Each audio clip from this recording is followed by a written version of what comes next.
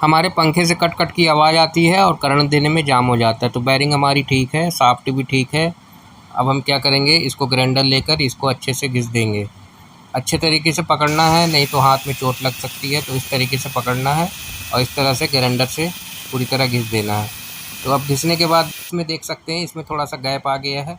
अब ये अच्छी तरीके से फ्री हो गया। तो मैं इसी तरीके से अपने पंखे को फ्री करता हूँ। आप कैसे करते हैं कमेंट में ज़रूर बताना।